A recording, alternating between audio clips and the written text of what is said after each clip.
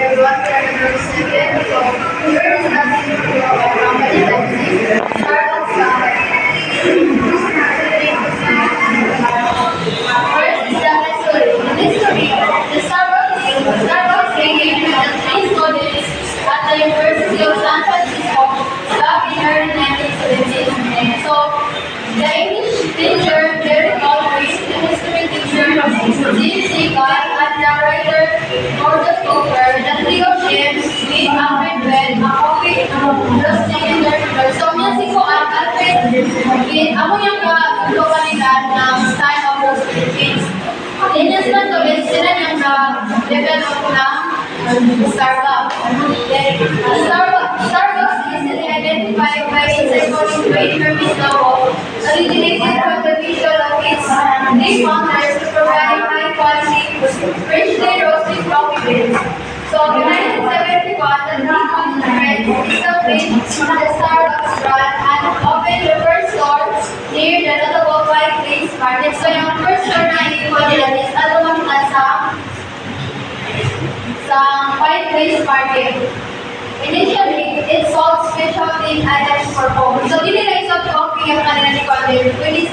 Honestly, offer nila na pwede ba nasambay, which is yung coffee beans, teas and spices from around the world, and coffee making equipment.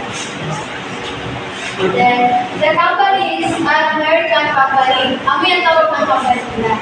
And the chain store established in Seattle, Washington in 1971.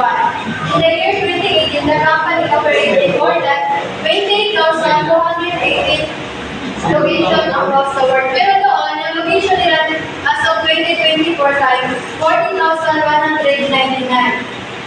The company has been under the leadership of various human resource managers since its establishment. In the year 2005, James Donald was serving as the CEO. So, yung 2005 na CEO kay si James Donald. Pero yung ayun siya ni Howard Schultz. At until now, si Howard Campbell niya ang CEO ng Starbucks. Major items covered by Starbucks include drinks, coffee, coffee mugs, blended coffee, and other coffee accessories. True prices of the Starbucks coffee are relatively higher than market average. Customers prefer purchasing their coffee from the coffee outlets following the steam service ticket. So, miskan mahal yung price ng Starbucks. Pero, i-contact ko sila ng customer tungkol na maganda yung kanila o yung product nila na ito. Then, mga friendships mission.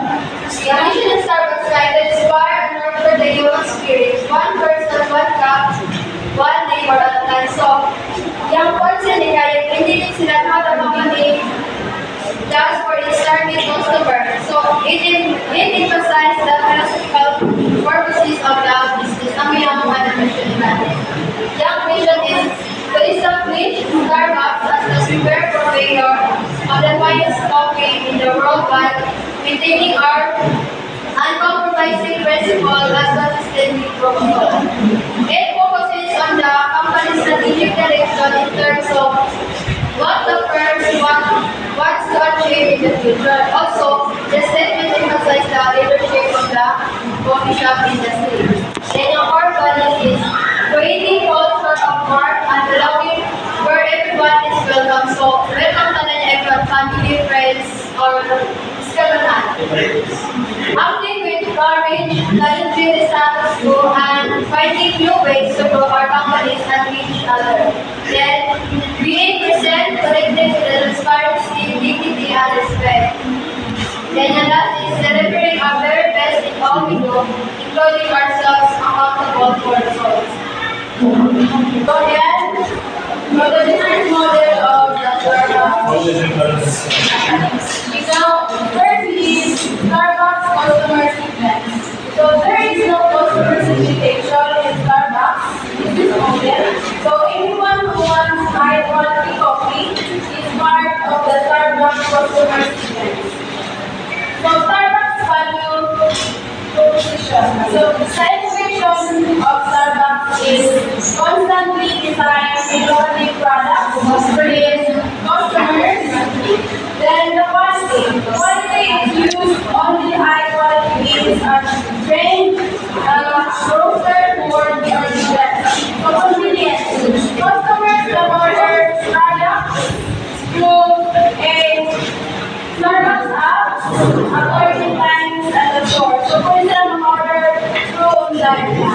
para negosyo niya, sila yung nagpapag so may shampoo yun.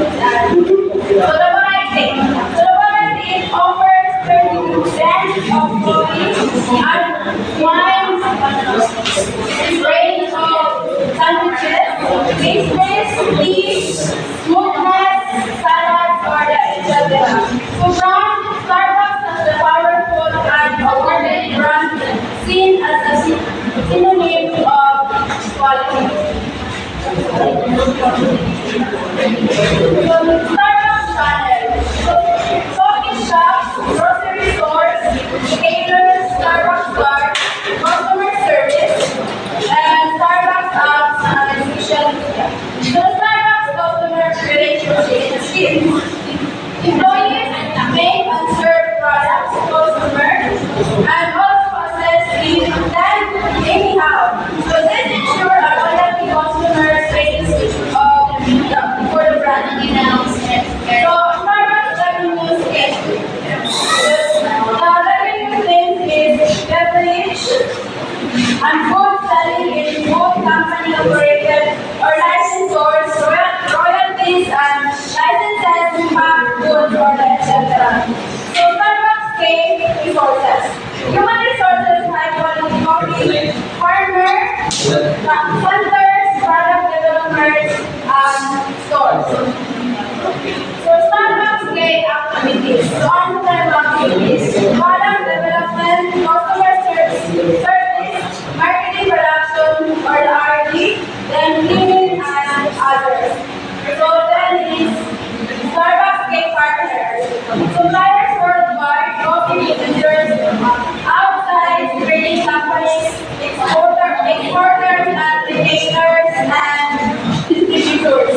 So Starbucks cost is structured. So administration and operation costs, marketing distribution, and facilities.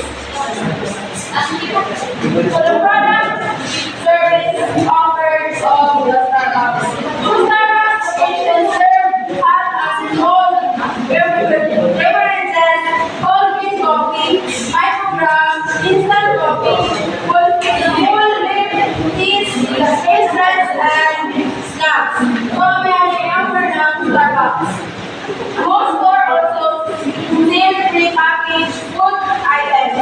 So hot and cold sandwiches, sandwiches, and items such as nuts and tumblers.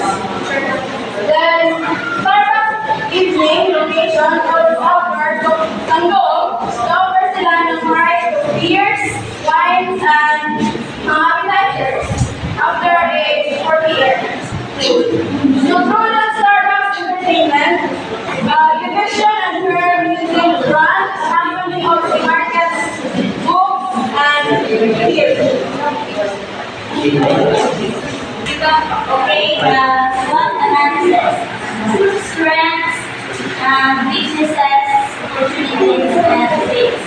So the strength of the company of Starbucks is strong brand image and cohesion between brands. So nasa na strong brand image, may makita mo naman or exciting kailangan produkto is mahibalaan natin sila, mahibalaan ng yung dayon.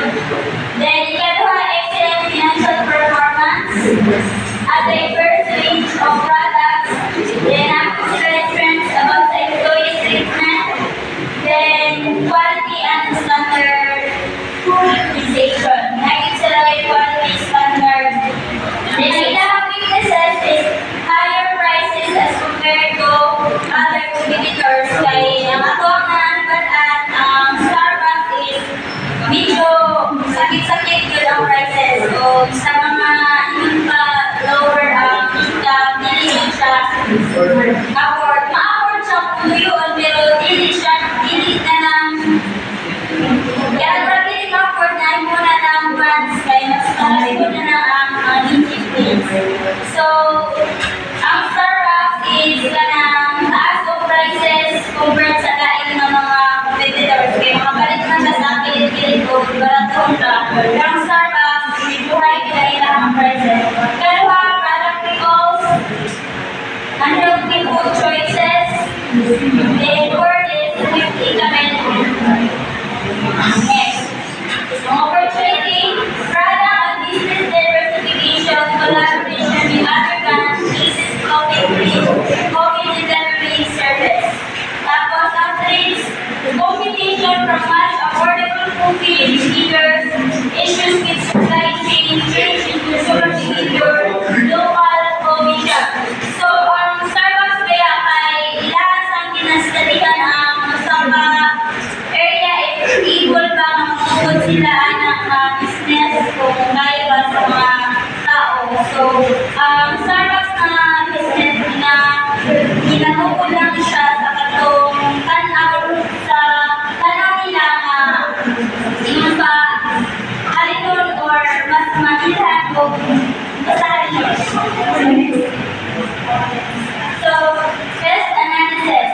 Political factors can affect the expansion of a company in several ways. The political condition of the pathways where a company operates may impact the progress. If the political condition is stable, the company may give a good environment for a business.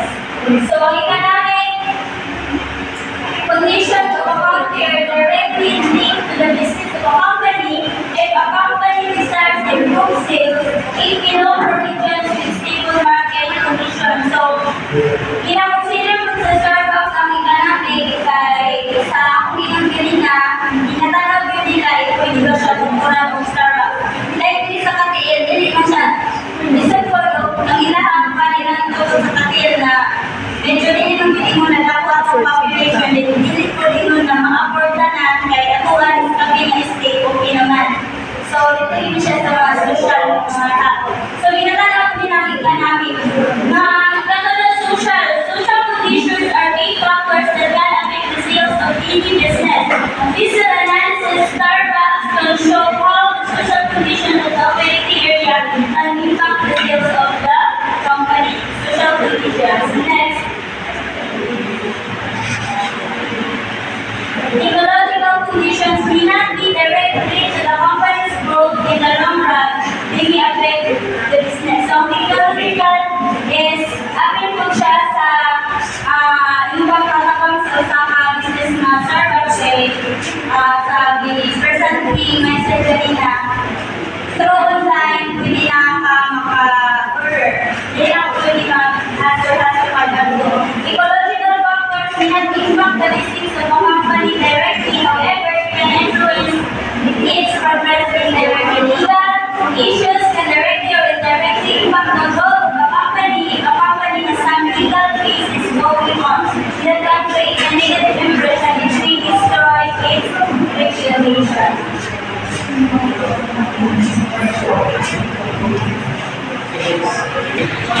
So, identify the partners for the problem issues and environmental impact. Why Starbucks has been striving for sustainability, including Egypt to reduce carbon emission, and West there is still room to improve in areas such as Egypt, reducing single-use plastic and sourcing and ingredients, more sustainable Starbucks. Also works toward improving its overall supply chain sustainability and better address concern over the environmental impact of its coffee production. One is lesson identified or equal images. So, hindi man talaga yung mga bagay ako mga automatic na pang-service, diba? Isa ko lang sa yung may inatamis, ako sa different may inatamis. So yung Starbucks is mag-overdose sila ng yung human natin sa bawat sa customer na pwede sila na mag-over sila sa so media innovation and health conscious options. As a consumer, our increasing becoming more health conscious Starbucks could improve its health conscious Starbucks could improve meal to more every more nutritious and diet conscious option, including greater plant-based and alternative and lower calorie items, which innovating in this area all compared to your customer base. Like example is, naman ni Pagay na is ni is di ba Starbucks is Pagay yan na mga yan. So as a Santuan, ano mo na Starbucks na Santuan na matino sila ng way na yung mga yung palis na nato na wala, which is masabi nga gusto mo kapalit din naman yung palis na nato na iba-iba lang yung gapit sa kalalo. So yun yung pagpasa na Starbucks is magpaparsa na ako ng ito. Next. International market equations and the main issues.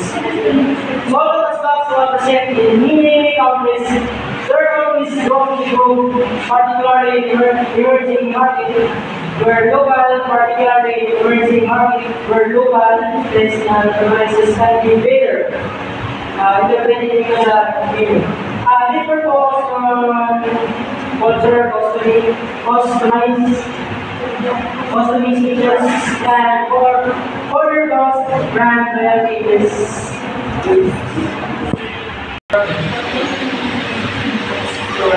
collaborating with local supply chain for sustainable sourcing. So instead of solely relying global supply for all grains and other ingredients, Starbucks have instead partners with the local farmers and cooperating in each region operating by working directly with small owners farming countries like Philippines, Brazil, and Starbucks goal to ensure that liquid are sustainable source, reducing the carbon footprint associated with transportation. So, create a local healthy in your life. So, Starbucks will integrate region-specific social options with a menu that cater to local dietary preferences. Low emissions through hyper-personalized regional stores. So, rather than just offering one-size-fits-all approach, Starbucks will create hyper-localized stores that reflect regional taste, preferences, and cultural norms. Conclusion, by focusing on localized innovation, sustainability efforts with regional and health conscious media options, Starbucks can create its brand loyalty in both existing and emerging markets. This solution not only addresses environmental concerns, but also responds to customers' preference for healthier choices, all while reinforcing Starbucks' commitment to community and concern-specific relevance. Starbucks companies have a competitive market due to the above strategic controls, effective innovation and entrepreneurship, and best practices in marketing management. This market remains one of the most competitive and dynamic visibility and customer satisfaction strategies. To stay at the top, it has achieved an above average score in the management approaches so far. So let's see the recommendations. So frontline sustainability efforts shift to 100% eco-friendly packaging. So Starbucks should accelerate its transition to sustainable packaging options such as compostable cups, biodegradable straw, and reusable packaging. Introducing incentives for customers who bring their own cups or containers can further encourage sustainable behavior. So next is the partner with